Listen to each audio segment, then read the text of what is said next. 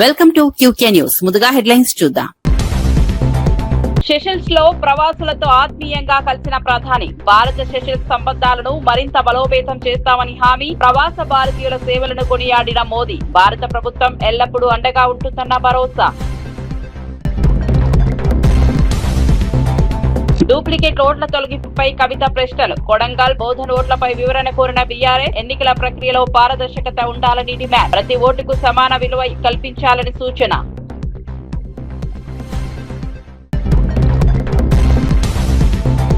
అమరావతి రైతులకు వైసీపీ అండగా ఉంటుందన్న అవినాష్. అడ్డంకులు వచ్చినా వెనక్కి తగ్గబోమన్న హెచ్చరిక. ప్రజాస్వామ్యంలో పర్యటన హక్కు అందరికీ ఉందన్న వ్యాఖ్య. రాజకీయ కక్ష సాధింపులు మానుకోవాలని ప్రభుత్వానికి సూచన.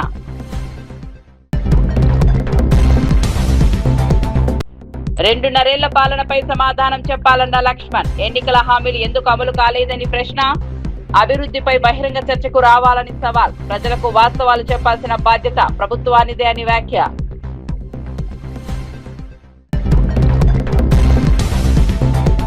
అమరావతి వ్యతిరేకులకు నైతిక హక్కు లేదన్న మంత్రి అనిత. రాజధాని అభివృద్ధిని ప్రభుత్వం వేగవంతం చేస్తోందని వ్యాఖ్య. రైతుల త్యాగాలను గౌరవిస్తామని అనిత స్పష్టం. రాజకీయ డ్రామాలను ప్రజలు తిరస్కరించారన్న విమర్శ. ఇక వార్త వివరాల్లోకి వెళ్తే, నల్గొండ ఎంపీ రఘువీరెడ్డి క్యాంప్ కార్యాలయంలో ఆసక్తికర ఘటన చోటు చేసుకుంది. ఆర్థిక సాయం కోసం మునుగోడు నుంచి వచ్చిన ఓ మహిళ మంత్రి కోమటిరెడ్డి వెంకటరెడ్డిని కలిసి తమ సమస్యను వివరించారు. ఈ సందర్భంగా మంత్రి సరదాగా స్పందిస్తూ మునుగోడులో దానకర్ణుడు రాజగోపాల్ రెడ్డి ఉండగా నేనెందుకు అంటూ చమత్కరించారు. మంత్రి వ్యాఖ్యతో అక్కడున్న నాయకులు కార్యకర్తలు ఒక్కసారిగా నవ్వుల్లో మునిగిపోయారు. అనంతరం మహిళ పరిస్థితిని తెలుసుకున్న మంత్రి ఆమెకు 50,000 ఆర్థిక సాయం అందించారు. అవసరంలో ఉన్న వారికి ప్రభుత్వం అండగా ఉంటుందని, ప్రజల సమస్యలను పరిష్కరించడం తమ బాధ్యత అని చెప్పారు. సరదా సంభాషణతో పాటు మానవత్వాన్ని చాటేలా ఆర్థిక సాయం అందించడం అక్కడున్న వారిని ఆకట్టుకుంది.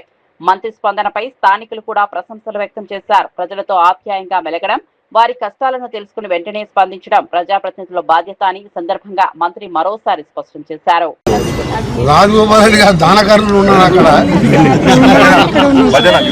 నాది ఇది 50 లక్షలు ఇస్తే ఆయన ఏం కావాలి అన్ని చూసుకుంటాడు.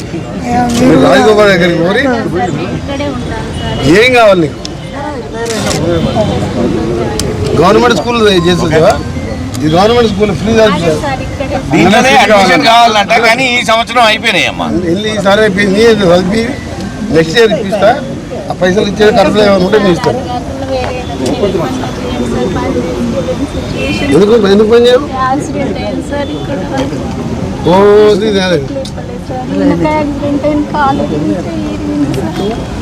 ఇప్పుడు ఏం చేయాలని ఇప్పుడు ఆయన ఏం చేస్తాడు అంటే ఏంది పని చేసుకునే దానికి ఏంది పని చేస్తాను కాదు. 50,000 కిరాణా షాప్ పెట్టుకుంటావు ఇంట్లో. మనం 50,000 ఇచ్చి ఆయన తాగి తిని పనుకుంటే నా పైసలు కాదు, నా దగ్గర పైసలు లేవు. ఇది ఉట్టికేసి గవర్నమెంట్ క్వార్టర్ ఉంటున్నాను. ఆధార్ చూసి నా బిల్డింగ్ అనుకుంటున్నది.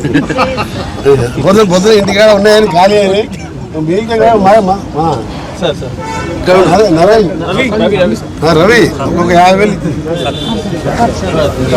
డూప్లికేట్ ఓట్ల తొలగింపు అంశంపై బీఆర్ఎస్ అధ్యక్షురాలు కవిత ఎన్నికల సంఘాన్ని నిలదీశారు. కొడంగల్ నియోజకవర్గంలో 33,000 డూప్లికేట్ ఓట్లు ఉన్నాయని చెబుతున్నప్పటికీ గత ఏడాదిన్నరలో కేవలం 808 ఓట్లు మాత్రమే తొలగించారని పేర్కొన్నారు.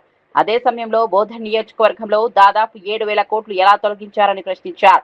ఈ రెండు నియోజకవర్గాల మధ్య ఉన్న వ్యత్యాసం అనుమానాలకు తావిస్తోందని అన్నారు. ఎన్నికల సంఘం ముఖ్యమంత్రికి అనుకూలంగా వ్యవహరిస్తోందా అనే సందేహాలు ప్రజల్లో వ్యక్తమవుతున్నాయని వ్యాఖ్యానించారు. ఈ అంశంపై ఎన్నికల సంఘం పూర్తి వివరాలు వెల్లడించి ప్రజల సందేహాలను నివృత్తి చేయాలని డిమాండ్ చేశారు. ఓటర్ల జాబితాలో పారదర్శకత ఉండాలని, ప్రతి ఓటు ప్రజాస్వామ్యానికి ఎంతో విలువైనదని కవిత పేర్కొన్నారు. ఎన్నికల ప్రక్రియపై ప్రజల్లో నమ్మకం పెరిగేలా ఎన్నికల సంఘం స్పష్టమైన వివరణ ఇవ్వాల్సిన అవసరం ఉందని ఆమె అభిప్రాయపడ్డారు. వాటి మీద ఏమీ లేనటువంటి డిలీషన్స్ మాత్రం ఓన్లీ 800 అయినాయి.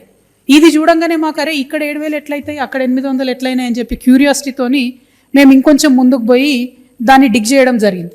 ఆ డిగ్ చేసినప్పుడు మాకు వచ్చిన విషయం ఏంటంటే, ఇది కూడా మళ్ళీ ఎన్నికల సంఘానికి మేము విత్ ప్రూఫ్ కంప్లీట్గా ఇవ్వడం జరుగుతుంది.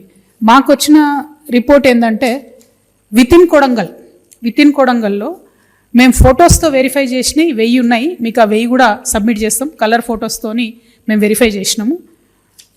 With in Kodangal 22,433 duplicate oats ఉన్నాయి. అంటే డబుల్ ఓట్స్ 22,433. ఎగ్జాంపుల్ మీకు చూపిస్తున్నాను నేను, కలర్ ప్రింట్అవుట్ మేము with photos door to door మాన్యువల్గా ఎన్నికల కమిషన్ డేటాలోంచి తీసింది. ఈ 2 ఫోటోలు మీకు సిమిలర్గా కనబడుతున్నాయి. ఈ 2 ఫొటోస్ సిమిలర్గా ఉన్నాయా? Extremely similar, completely similar photos. మీకు 1000 ఉన్నాయి, ఎంతమంది కావాలంటే అవి ఇస్తాం, మొత్తం సిమిలర్ ఫొటోస్.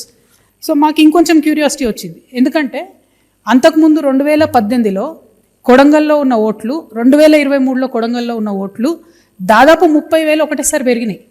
అరే ఇన్నిగానం ఓట్లు ఎట్లా పెరుగుతాయని చెప్పి కొడంగల్ పక్కన కర్ణాటకలో సేడం అని ఒక కాన్స్టిట్యున్సీ ఉంటుంది, జస్ట్ పక్కనే. ఆ సేడం కాన్స్టిట్యున్సీ నుంచి కంపేర్ చేసి ఓటర్ లిస్ట్ చూసినాం. అంటే వాళ్ళే కర్ణాటక వాళ్ళే మాకు ఫోటోలు రాలేదు, కొడంగల్ వాళ్ళేమో మన వెబ్సైట్లో ఫొటోస్ ఉన్నాయి. ఆ సేడమును కొడంగల్ కంపేర్ చేస్తే name to name, age to age, gender to gender same ఉన్నవి 11,000 ఓట్లు ఉన్నాయి, సేడం అండ్ కొడంగల్. సో ఇప్పుడు ఓవరాల్గా కొడంగల్లో ఉన్న డూప్లికేట్ ఓట్లు ఏంటంటే Kodangal to Kodangal 22,000, Sedam to Kodangal 11,000, total కలిపితే 33,433, 33,433 డూప్లికేట్ ఓట్లు కొడంగల్ నియోజకవర్గంలో ఉన్నాయి. మన ముఖ్యమంత్రి గారు మొన్న గెలిచిన మార్జిన్ ఎంత? 32,532. అంటే ఒక ఎన్నికల రిజల్ట్ను ప్రభావితం చేసేంత డూప్లికేట్ ఓట్లు ఉన్న కాన్స్టిట్యున్సీ ముఖ్యమంత్రి కాన్స్టిట్యున్సీలో పోయిన సంవత్సరంన్నరలో ఓన్లీ 808 ఓట్లు ఎట్లా డిలీట్ అవుతాయి? మా బోధన్ నియోజకవర్గంలో 7,000 ఓట్లు ఎందుకు డిలీట్ అవుతాయి? అంటే ఎలక్షన్ కమిషన్ అన్ఫేర్గా ముఖ్యమంత్రి గారికి ఏమన్నా ఫేవర్ చేస్తున్నారా అనేటటువంటి ఒక అనుమానం ప్రజల మధ్యలో వచ్చేటట్టుగా ఉంది. కాబట్టి దయచేసి ఎలక్షన్ కమిషన్ మాకు రిజల్ట్ ఇవ్వాలి. ఏపీ మాజీ ముఖ్యమంత్రి జగన్ పై మంత్రి బీసీ జనార్దన్ రెడ్డి తీవ్ర విమర్శలు చేశారు. వైసీపీ పాలనలో రాయలసీమలో రక్తపుటేరులు పారించారని, శాంతి భద్రతలు దెబ్బతిన్నాయని ఆరోపించారు. పరిశ్రమలను రాష్ట్రం నుంచి తరిమి కొట్టడంతో యువత ఉపాధి అవకాశాలు కోల్పోయారని అన్నారు. ప్రస్తుతం కూటమి ప్రభుత్వం రాయలసీమ అభివృద్ధిపై ప్రత్యేక దృష్టి పెట్టిందని, హార్టికల్చర్ హబ్ గా తీర్చిదిద్దే దిశగా చర్యలు తీసుకుంటోందని చెప్పారు. కొత్త పరిశ్రమలు తీసుకొచ్చి ఉద్యోగ అవకాశాలు పెంచుతున్నామని వివరించారు. ప్రజలకు అభివృద్ధి ఫలాలు అందేలా ప్రభుత్వం కృషి చేస్తోందని పేర్కొన్నారు. రాబోయే స్థానిక సంస్థల ఎన్నికల్లో వైసీపీకి ప్రజలు తగిన గుణపాఠం చెబుతారని, ఆ పార్టీకి డిపాజిట్లు కూడా దక్కవని ఎద్దేవా చేశారు. గత పాలనకు ప్రస్తుత ప్రభుత్వ పనితీరుకు ప్రజలే సరైన తీర్పు ఇస్తారని మంత్రి బీసీ జనార్దన్ రెడ్డి వ్యాఖ్యానించారు. మేము పెడతామని చెప్పి ముందుకు వస్తే ఆ యొక్క ఫ్యాక్టరీ వారిని కూడా వాళ్ళ కమిషన్ల కోసం చేస్తే ఆ రోజు ఆ యొక్క పరిశ్రమ కూడా వచ్చినటువంటి మొదలు పెట్టాల్సినటువంటి పనిని క్యాన్సిల్ చేసుకుని వెళ్ళిపోవడం జరిగింది. అదే మా ప్రభుత్వం వచ్చిన తర్వాత ఈరోజు 2 యూనిట్ల ఆల్ట్రాటెక్లో 1 యూనిట్ తయారవుతా ఉంది రెడీగా. అదేవిధంగా ఇంకొక యూనిట్ కూడా రామ్కో సిమెంట్ వారు కూడా 2వ యూనిట్ తయారు చేస్తూ ఉన్నారు. ఈరోజు పరిశ్రమలు వస్తూ ఉన్నాయంటే ఒక బ్రాండ్ అంబాసిడర్గా ఉన్నటువంటి గౌరవ ముఖ్యమంత్రి శ్రీ నారా చంద్రబాబు నాయుడు గారిని చూసి వారి విజన్ను చూసుకొచ్చి ఆ విధంగా వారికి కూడా ఈరోజు పరిశ్రమలు మేము పెడతామని చెప్పి వేల కోట్ల రూపాయల పెట్టుబడులు పెట్టడానికి ఈరోజు దేశ విదేశాల నుంచి కూడా పరిశ్రమలు పెట్టడానికి పారిశ్రామికవేత్తలందరూ కూడా ఈ యొక్క ఆంధ్ర వైపు, అటు రాయలసీమ వైపు, ఎందుకంటే అందరికీ సంతృప్తి జరిగినటువంటి సిమెంట్ ఇండస్ట్రీస్కి ముఖ్యంగా అక్కడ కావాల్సినటువంటి రా మెటీరియల్ అంతా కూడా అక్కడ ఉంది. ఆ రా మెటీరియల్ కూడా ఈరోజు సద్వినియోగం చేసే విధంగా చేస్తూ ఉన్నాం. ఇదే ఈ గొడ్డలు పార్టీ చేసిన రాజకీయాలు ఏం చేశారు? కక్ష సాధింపు చర్యలు, మనుషులను గొడవలలో కేసులు పెట్టి ఇరికేయడము, ఆస్తులు లాక్కోవడము, అదేవిధంగా ల్యాండ్ టైటిల్ యాక్ట్ తీసుకురావడము, అదేవిధంగా రైతుల పాస్బుక్కుల మీద కూడా వాళ్ళ ఫోటోలు వేసుకొని రైతులందరూ కూడా భయాందోళన చెందడం జరిగింది. ఈరోజు ఎక్కడ పోయినా కానీ కూడా ఈ యొక్క జగన్ రెడ్డి ఫ్రాక్షన్ గురించి మాట్లాడుతూ ఉన్నారు. గతంలో తెలుగుదేశం పార్టీ అధికారంలో ఉన్నప్పుడు గౌరవ ముఖ్యమంత్రి గారు ఫ్రాక్షన్ నిర్మూలన చేసి ఆ రోజు ఎవరికి ఏ ఇబ్బందులు ఉండద్దు, అందరూ సుఖ సంతోషాలతో ఉండాలి ప్రజలని ఆ రోజు ఫ్రాక్షన్ లేకుండా చేస్తే, మళ్ళీ ఈరోజు గొడ్డలి పార్టీ అధ్యక్షుడు వచ్చిన తర్వాత మళ్ళీ తన యొక్క వికృత రూపంతో ఎక్కడ చూసి కూడా 5 సంవత్సరాలు దాడులు జరిగాయి. ఇప్పటికీ వాళ్ళ దాడులతోనే దౌర్జన్యాలతోనే పని చేస్తాము, మేము దౌర్జన్యంతోనే అధికారంలోకి వస్తామని అనుకుంటున్నారేమో కానీ ప్రజలు దాన్ని క్షమించే పరిస్థితిలో లేరు. ఈ గొడ్డలి పార్టీని సమూలంగా మూసివేయాలి, సమూలంగా చేయాలనేటువంటి ఉద్దేశంతోనే ఆ రోజు మాకు దాదాపుగా 164 సీట్లు ఇవ్వడం జరిగింది. అమరావతి నిర్మాణంపై హోంమంత్రి వంగల్పూడి అనిత కీలక వ్యాఖ్యలు చేశారు. అమరావతి అందరి కళల రాజధానిని పేర్కొన్న ఆమె 2027 నాటికి నిర్మాణాన్ని పూర్తి చేసి తీరుతామని స్పష్టం చేశారు. రాజధాని అభివృద్ధి విషయంలో ప్రభుత్వం కట్టుబడి ఉందని చెప్పారు. వైసీపీ నేతల రౌడీ షీటర్లతో కలిసి అమరావతిలో గందరగోళం సృష్టించి ప్రాజెక్టును పక్కదారి పట్టించాలని ప్రయత్నిస్తున్నారని ఆరోపించారు. పోలీసులు వారించినా వినకుండా రైతులను రెచ్చగొట్టేలా వ్యవహరించారని విమర్శించారు. రాజధాని నిర్మాణాన్ని అడ్డుకునే ప్రయత్నాలను ప్రభుత్వం సహించదని తెలిపారు. రైతుల త్యాగాలను ప్రభుత్వం ఎప్పటికీ మర్చిపోదని, అమరావతిని ప్రపంచ స్థాయి రాజధానిగా తీర్చిదిద్దడమే తమ లక్ష్యమని మంత్రి అనిత స్పష్టం చేశారు. అభివృద్ధి పనులు వేగంగా కొనసాగుతున్నాయని, ప్రజల సహకారంతో రాజధాని నిర్మాణాన్ని నిర్ణీత గడువులో పూర్తి చేస్తామని వెల్లడించారు. ఎవరు వాళ్ళ మీద రాళ్ళు రువ్వారు, బయటకు వచ్చి ఎవరు మాట్లాడుతున్నారు. నేనేమంటానంటేనండి, అమరావతి అందరికీ కూడా ఒక కళల రాజధాని. అమరావతి ఇప్పటి వరకు 10 సంవత్సరాలు 2014లో రాష్ట్ర విభజన జరిగిన తర్వాత నుంచి ఆ రోజు అమరావతి డిక్లేర్ అయిన తర్వాత 5 సంవత్సరాలు అమరావతి కాదు 3 రాజధానులు అన్నారు. అక్కడితో పోయింది. మళ్ళీ ఎగైన్ ఎన్డీఏ గవర్నమెంట్ వచ్చిన తర్వాత అమరావతి రాజధానికి నిజంగా ప్రాణం పోసి 2027 దానికి అమరావతి కంప్లీట్ చేసుకొని మా అమరావతి అని చెప్పుకునే పొజిషన్. ఇలాంటివన్నీ చెప్పి అమరావతి రైతులను ఏదో పరిరక్షించేస్తామని చెప్పేసి వెళ్తూ ఉంటే ఎవరికైనా కడుపు మండుతుంది. ఎందుకంటే ఇంతకుముందు నాశనం చేసిన వాళ్ళు మళ్ళీ వస్తున్నారు అనేసరికి చాలా రైతులు ఇబ్బంది పడతారు. ఆఫ్ కోర్స్ వెళ్ళేది కూడా రౌడీలతో వెళ్ళిన దాఖలాలు కూడా చాలా క్లియర్గా, రౌడీ షీటర్స్తోని రౌడీలతోని వాళ్ళందరూ కూడా అక్కడికి వెళ్ళే సందర్భం కూడా వీడియోస్ కూడా చాలా క్లియర్గా ఉన్నాయి. వైఎస్ఆర్సీపీ వాళ్ళు, గొడ్ల పార్టీ వాళ్ళు ఎలా వెళ్ళారు అందరికీ కూడా చూశారు. అక్కడికి వెళ్ళి ఎలా రచ్చగొట్టుకున్నారో చూశారు. వెళ్ళడానికి ముందు కూడా పోలీసులు క్లియర్గా చెప్పారు, వద్దు వెళ్ళకండి, అక్కడ అమరావతి రైతులు ఉన్నారు, మళ్ళీ ఇబ్బంది పడతారు మీరని చెప్పినా కూడా కావాలని వెళ్ళి అక్కడ ఏదో ఒక అమరావతి ఇష్యూని కొంచెం డైల్యూట్ చేయాలి, అమరావతి కనుక కంప్లీట్ అయిపోతే వీళ్ళకి మనుగడ ఉండదు. అమరావతి ప్రాంతంలో రేపు మరోసారి వైసీపీ కమిటీ పర్యటించనున్నట్లు వైసీపీ నేత దేవినేని అవినాష్ తెలిపారు. రైతులకు తమ పార్టీ అండగా ఉంటుందని స్పష్టం చేశారు. తమను ఎన్నిసార్లు అడ్డుకుంటారో చూస్తామని ప్రభుత్వానికి సవాల్ విసిరారు. వైసీపీ నాయకులపై దాడులు చేసి తిరిగి వారిపైనే కేసులు నమోదు చేయడం జంగిల్ రాజ్కు నిదర్శనమని ఆరోపించారు. ప్రజాస్వామ్యంలో ప్రతిపక్ష నాయకులకు పర్యటించే హక్కు లేదని దానిని అడ్డుకోవడం సరికాదన్నారు. అమరావతి రైతుల సమస్యలను తెలుసుకునేందుకే తమ పర్యటన కొనసాగుతుందని చెప్పారు. ప్రజల గొంతుకుగా వైసీపీ నిలుస్తుందని, ఎలాంటి అడ్డంకులు వచ్చినా వెనక్కి తగ్గబోమని స్పష్టం చేశారు. ప్రభుత్వం ప్రజాస్వామ్య విలువలను గౌరవించాలని, రాజకీయ కక్ష సాధింపుల చర్యలు మానుకోవాలని దేవినేని అవినాష్ డిమాండ్ చేశారు. రేపు మళ్ళీ మా కమిటీ సభ్యులు వెళ్తాం, అక్కడున్న ప్రతి రైతుకి అండగా ఉంటామని చెప్పిన విషయం గుర్తుంచుకోండి. మేము చూస్తాం మీరు ఎన్నిసార్లు ఆపుతారో, మేము చూస్తాం మీరు ఎంతమంది పోలీసులు అడ్డు పెట్టుకుంటారో, మేము చూసుకుంటాం ఎంతమంది గోండాల్ని రౌడీల్ని మీరు అడ్డు పెట్టుకుంటారో.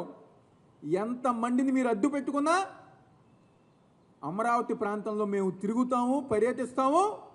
మీరు చేసే అవినీతి ప్రతి ఒక్కటి గారా ఈ రాష్ట్ర ప్రజానికం ముందు పెట్టే బాధ్యత వైఎస్ఆర్ కాంగ్రెస్ పార్టీ తరఫున మేము తీసుకుంటామని చెప్పిన విషయం గుర్తుపెట్టుకోండి.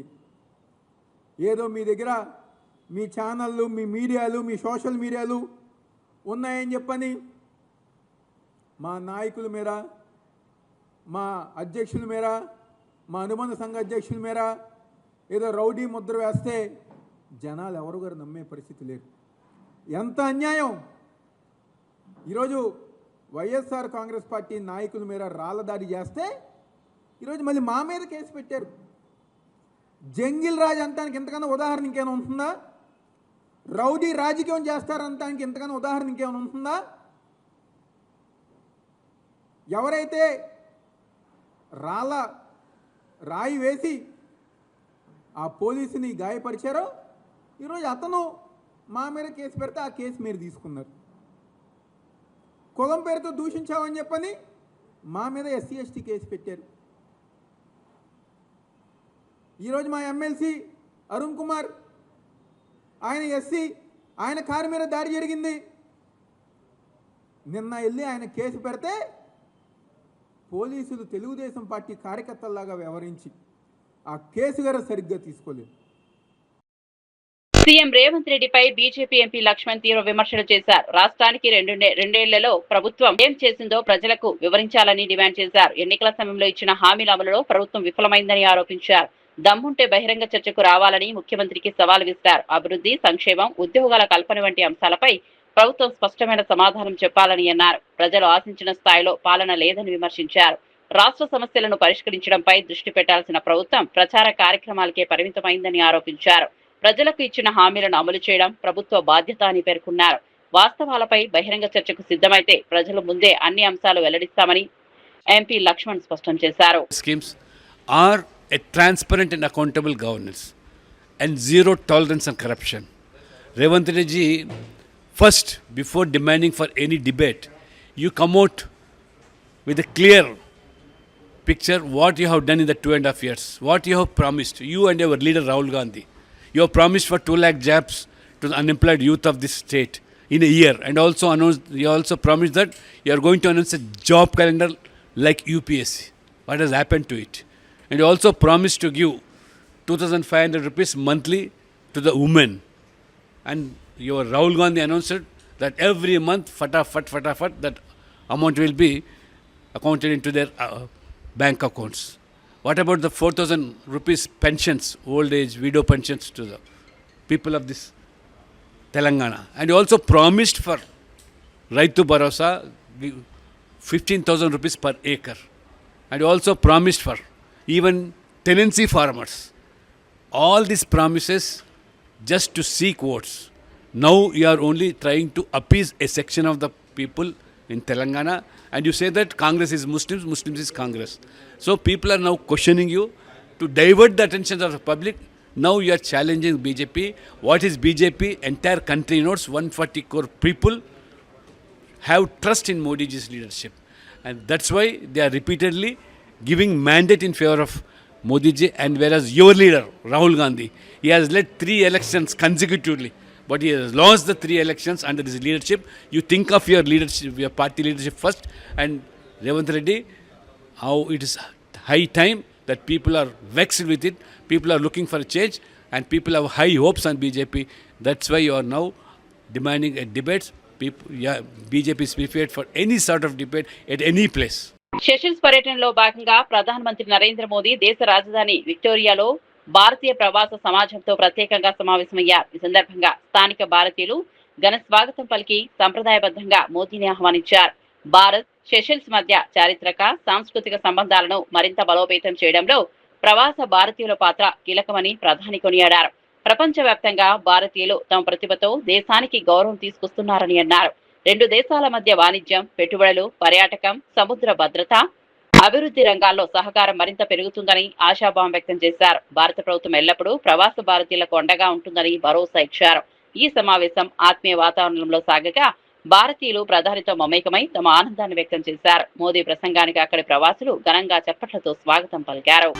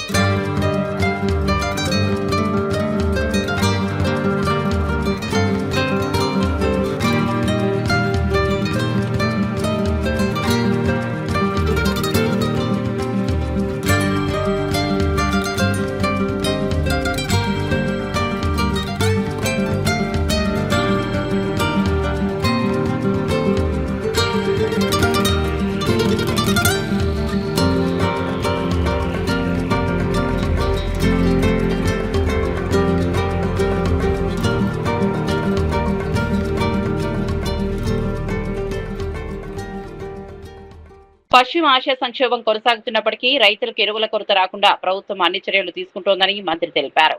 గత ఏడాది మాదిరిగానే ఈసారి కూడా యూరియా సరఫరా సకాలంలో జరిగేలా చర్యలు చేపట్టినట్లు వెల్లడించారు. రైతులు ఇంటి నుంచే ప్రత్యేక మొబైల్ యాప్ ద్వారా ఎరువులను బుక్ చేసుకునే సౌకర్యం అందుబాటులోకి వచ్చిందన్నారు.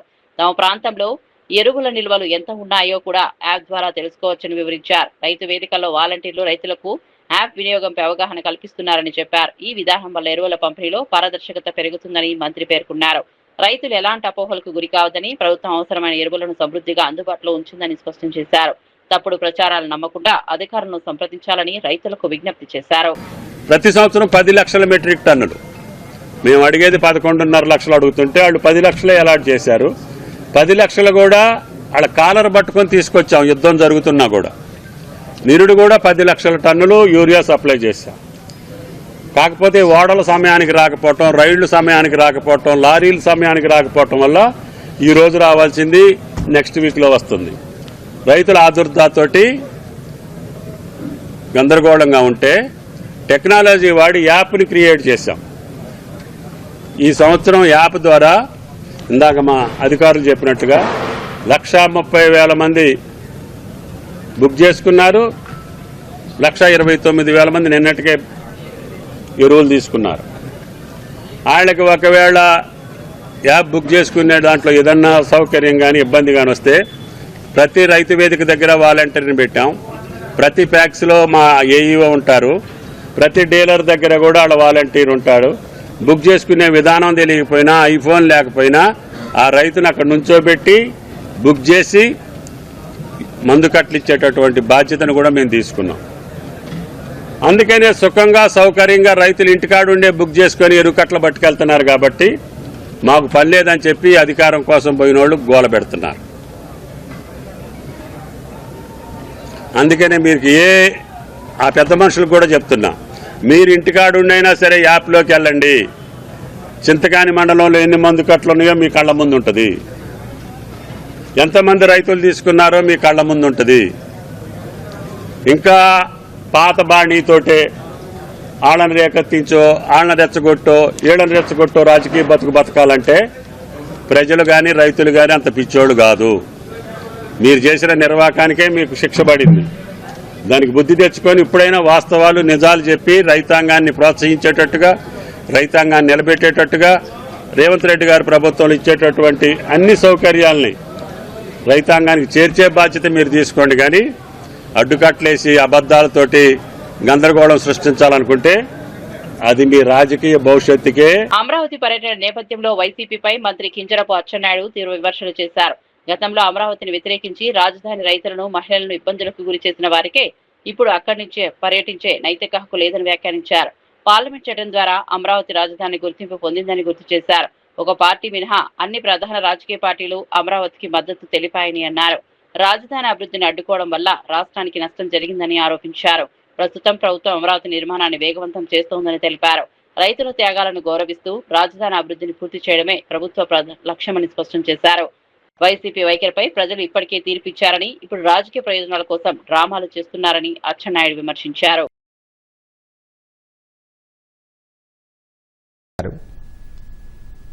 5 సంవత్సరాలు అనరానటువంటి మాటలు, చెప్పుకోలేనటువంటి మాటలు, మహిళల్ని ఏ విధంగా అవమానపరిచారు, కొత్త కడుపుల మీద తన్నారు, కేసులు పెట్టారు. ఇన్ని చేసిన తర్వాత పోని ఇన్ని చేశావు, నీకు 2019 ఎన్నికల్లో కర్ర కాల్చి వాత పెట్టారు. అప్పుడైనా సిగ్గు రావాలి కదా. అప్పుడైనా సరే నేను చేసింది తప్పు లెంపలేసుకొని ముక్కు నేలకు రాసి ఆయన ఏదైనా ఒక స్టెప్ ముందుకేస్తే అడగొచ్చు. ఈరోజు దేశంలో, ప్రపంచంలో, భారతదేశానికి అత్యున్నతమైనటువంటి పార్లమెంట్లో, లోక్సభలో విభిన్న అభిప్రాయాలు ఉన్నటువంటి అన్ని రాజకీయ పార్టీలు అమరావతి రాజధాని అని చెప్పి ముక్త కంఠంతో మద్దతు తెలిపి చట్టాన్ని చేసిన తర్వాత దుర్మార్గమైనటువంటి ఒక్క గొడ్డల పార్టీ సపోర్ట్ చేయలేదు. సపోర్ట్ చేయగా పిచ్చోడులాగా మావిగానని చెప్పి ఇప్పటికీ మాట్లాడుతున్నటువంటి నువ్వు అమరావతిలో అడుగు పెట్టే హక్కు నీకెక్కడుంది? ఎవరికైనా ఒక సహనం ఉంటుంది, ఒక ఓపిక ఉంటుంది. సహనం, ఓపిక కోల్పోతే ఏమొస్తుంది? ఆవేశం వస్తుంది. అదే జరిగింది. 5 సంవత్సరాలు ఇంటిలో నుంచి నువ్వు ఎంత ధైర్యంగా బయటకు వస్తున్నావంటే ఇది స్వేచ్ఛాయుత ప్రభుత్వం, ఇది మంచి ప్రభుత్వం కాబట్టి నువ్వు బయటకు వస్తున్నావు. 5 సంవత్సరాలు ఏ పార్టీ నాయకుడైనా, ఏ రైతైనా ఇంట్లో నుంచి గడప దాటి బయటకు వచ్చే పరిస్థితి ఉండేదా? నువ్వు పాకిస్తానా, ఇది ఇతర రాష్ట్రమా, ఇతర దేశం అని శ్రీరంగ నీతులు మాట్లాడితే నమ్మేవాడెవడు? వైసీపీ అధినేత జగన్ పై మంత్రి గొట్టిపాటి రవికుమార్ తీవ్ర విమర్శలు చేశారు. గతంలో 3 రాజధానుల పేరుతో రాష్ట్రాన్ని అయోమయంలోకి నెట్టారని, ఇప్పుడు అమరావతి పేరుతో కొత్త రాజకీయ డ్రామాలకు తెరలేపుతున్నారని ఆరోపించారు. ఏపీ రాజధాని లేని రాష్ట్రంగా మార్చేందుకు వైసీపీ ప్రయత్నించిందని అన్నారు. అమరావతిలో ఉద్రిక్తతలు సృష్టించేందుకు వచ్చిన వైసీపీ నేతలను రైతులే అడ్డుకుని వెనక్కు పంపించారని పేర్కొన్నారు. రాజధాని నిర్మాణాన్ని పూర్తి చేయాలన్న సంకల్పంతో ప్రభుత్వం ముందుకు సాగుతోందని చెప్పారు. ప్రజల అభివృద్ధిని కోరుకుంటున్నారని, రాజకీయ వివాదాలను కాదని స్పష్టం చేశారు. రాజధాని అంశంపై ప్రజలను తప్పుదోవ పట్టించే ప్రయత్నాలు ఫలించవని, రాష్ట్ర ప్రయోజనాలే ప్రభుత్వ ప్రధాన లక్ష్యమని మంత్రి గొట్టిపాటి రవికుమార్ తెలిపారు. వైసీపీ నేతలు ఇష్టారాజ్యంగా మాట్లాడితే ప్రజల నుంచి తీవ్ర వ్యతిరేకత ఎదుర్కోవాల్సి వస్తుందని మంత్రి కొల్లు రవీంద్ర హెచ్చరించారు. జగన్మోహన్ రెడ్డి డైరెక్షన్ లోనే వైసీపీ నేతలు కొత్త డ్రామాలకు తెరలేపుతున్నారని ఆరోపించారు. గతంలో సిఆర్డీఏని రద్దు చేసిన వారే ఇప్పుడు దాని పరిరక్షణ గురించి మాట్లాడడం విడ్డూరంగా ఉందన్నారు. అంబటి రాంబాబు, పేర్నినాని వంటి నేతలు కులాల, ప్రాంతాల మధ్య విభేదాలు రెచ్చగొట్టేలా వ్యాఖ్యలు చేస్తున్నారని విమర్శించారు. ప్రజలను తప్పుదోవ పట్టించే ప్రయత్నాలు మానుకోవాలని సూచించారు. రాజకీయాల్లో హుందాతనం పాటించాలని, లేని పక్షంలో ప్రజలే తగిన గుణపాఠం చెబుతారని హెచ్చరించారు. రాష్ట్ర అభివృద్ధి కోసం అందరూ కలిసి పనిచేయాల్సిన అవసరం ఉందని, అనవసర రాజకీయ ఆరోపణలు ప్రజలకు మేలు చేయవని మంత్రి పేర్కొన్నారు. వ్యక్తులు బయలుదేరుతా ఉన్నారు.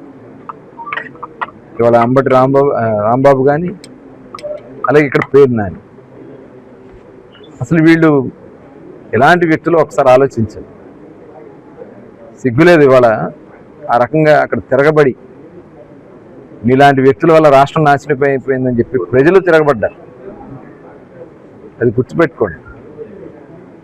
ఇప్పటికైనా రాజకీయాలతో సంబంధం లేదు, నేను రాజకీయాలు వదిలేసానని చెప్పి మాట్లాడినటువంటి పేర్నినాని ఇవాళ ప్రతిదీ కూడా కులాలను, మతాలను, ప్రాంతాలను మాట్లాడుతూ రెచ్చగొట్టే కార్యక్రమాలు చేస్తున్నటువంటి విధానం ఇవాళ తరిమి కొట్టారు. గుర్తుపెట్టుకోవాలి. ఇదే రకంగా వ్యవహరిస్తే మిమ్మల్ని ఈ రాష్ట్రంలో కూడా ఉండకుండా తరిమి కొడతారని కూడా తెలియజేస్తారు. బీజేపీ జాతీయ అధ్యక్షుడు నితిన్ నవీన్ చేసిన వ్యాఖ్యలపై భువనగిరి ఎంపీ చామల కిరణ్ కుమార్ రెడ్డి స్పందించారు. దేశ రాజకీయాలతో పాటు తెలంగాణ పరిస్థితులపై కూడా పూర్తి అవగాహనతోనే వ్యాఖ్యలు చేయాలని సూచించారు. ప్రతి రాష్ట్రంలోని రాజకీయ, సామాజిక పరిస్థితులను తెలుసుకుని పర్యటనలు చేపడితే ప్రజలకు సరైన సందేశం వెళ్తుందని అన్నారు. వాస్తవ పరిస్థితులు తెలుసుకోకుండా చేసే వ్యాఖ్యలు అపోహలకు దారితీసే ప్రమాదం ఉందని పేర్కొన్నారు. తెలంగాణలో జరుగుతున్న అభివృద్ధి, ప్రజా సంక్షేమ కార్యక్రమాలను గుర్తించి మాట్లాడాలని సూచించారు. ప్రజాస్వామ్యంలో విలువలు సహజమే అయినప్పటికీ అవి వాస్తవాల ఆధారంగా ఉండాలని అన్నారు. రాజకీయ నాయకులు బాధ్యతాయుతంగా వ్యవహరించడం ప్రజాస్వామ్యానికి మేలు చేస్తుందని ఎంపీ చామల కిరణ్ కుమార్ రెడ్డి అభిప్రాయపడ్డారు. ఆ ఇన్పుట్ ఇచ్చేటువంటి అది రామచంద్రరావు గారు ఇన్పుట్ ఇచ్చిరా, మరి అక్కడ ఉన్న సెంట్రల్ మినిస్టర్లు కిషన్ రెడ్డి గారు ఇచ్చిరా ఇన్పుట్ తెలియదు. ఎందుకంటే ఆయన ఇక్కడ తెలంగాణ రాజకీయాల మీద గాని, తెలంగాణ గతంలో తెలంగాణ ఎడ్యుకేషన్ మీద గాని, తెలంగాణ అనే కొత్త రాష్ట్రం రావడానికి గల కారణాలు గాని ఏ విషయంలో కూడా అవగాహన లేనట్టుగా కనపడుతుంది. క్లియర్ గా ఏదో రాష్ట్రానికి పోతున్నట్టుగా వచ్చి ఆ రాష్ట్రంలో ఏం మాట్లాడాలనో ఆ బెంగాల్ మోడల్ అంటాడు, ఇంకేదో ఉత్తరప్రదేశ్ మోడల్ అంటాడు. కానీ ఇక్కడ వాస్తవంగా ఈడ ఉన్నటువంటి గత పాలకుల గురించి, గత పాలకులు 2014 నుంచి 2023 వరకు ఈ రాష్ట్రాన్ని ఏటీఎం లెక్క వాడిరని చెప్పిండి. నిన్న ఇప్పుడేమంటుండు కాంట్రడిక్షన్, అవినీతి జరగకుండా చూస్తాం ఇక నుంచి అంటుండు. నితిన్ నవీన్ గారు, మీరు కొత్తగా అధ్యక్షుడు కావచ్చు, మీ పార్టీ అధికారంలో 2014 నుంచి ఉంది. దేశంలో అవినీతిని కాపాడాల్సింది, అవినీతి జరగకుండా చూడాల్సిన బాధ్యత మీ పార్టీది ఉండే. మరి 2014 నుంచి 2023 దాకా ఏటీఎం గా వాడుకుర్రు. కాళేశ్వరం ప్రాజెక్ట్ ని గురించి మాట్లాడారు మీరు. మరి ఆ సమయంలో మీరు సెంట్రల్లో అధికారంలో ఉర్రు కదా, మీరు ఉండకపోవచ్చు, మీరు ఎక్కడనో ఎమ్మెల్యేగానో ఎక్కడనో ఉండొచ్చు మీరు బీఆర్ లా. మరి అప్పుడున్నటువంటి నడ్డా గారు ఏం చేయలేదని చెప్తుర్రా మీరు?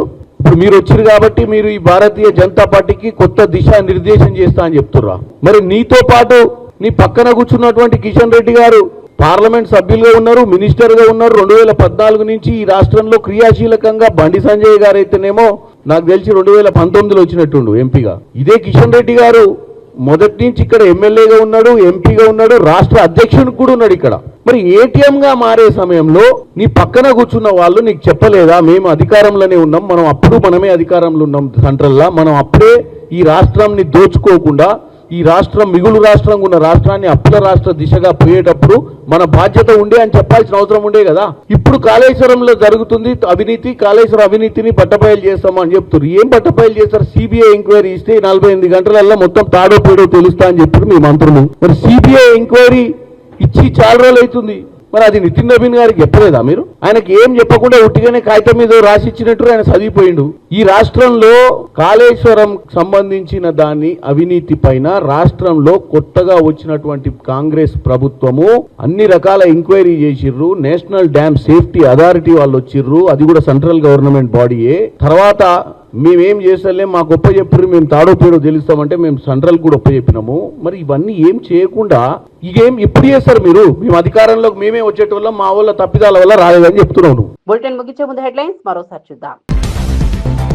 సెషల్స్ లో ప్రవాసులతో ఆత్మీయంగా కలిసిన ప్రధాని, భారత సెషల్స్ సంబంధాలను మరింత బలోపేతం చేస్తామని హామీ. ప్రవాస భారతీయుల సేవలను కొనియాడిన మోదీ, భారత ప్రభుత్వం ఎల్లప్పుడూ అండగా ఉంటుందన్న భరోసా. డూప్లికేట్ ఓట్ల తొలగింపుపై కవిత ప్రశ్నలు, కొడంగల్ బోధన ఓట్లపై వివరణ కోరిన బీఆర్ఎస్. ఎన్నికల ప్రక్రియలో పారదర్శకత ఉండాలని డిమాండ్, ప్రతి ఓటుకు సమాన విలువ కల్పించాలని సూచన.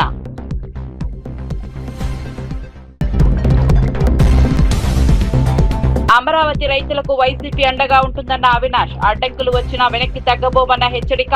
ప్రజాస్వామ్యంలో పర్యటన హక్కు అందరికీ ఉందన్న వ్యాఖ్య. రాజకీయ కక్ష సాధింపులు మానుకోవాలని ప్రభుత్వానికి సూచన.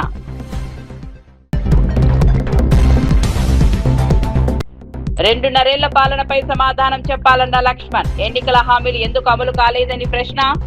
అభివృద్ధిపై బహిరంగ చర్చకు రావాలని సవాల్. ప్రజలకు వాస్తవాలు చెప్పాల్సిన బాధ్యత ప్రభుత్వానిదే అని వ్యాఖ్య.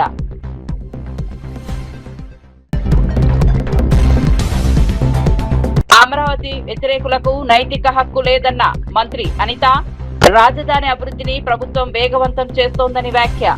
రైతుల త్యాగాలను గౌరవిస్తామని అనిత స్పష్టం. రాజకీయ డ్రామాలను ప్రజలు తిరస్కరించారన్న విమర్శ.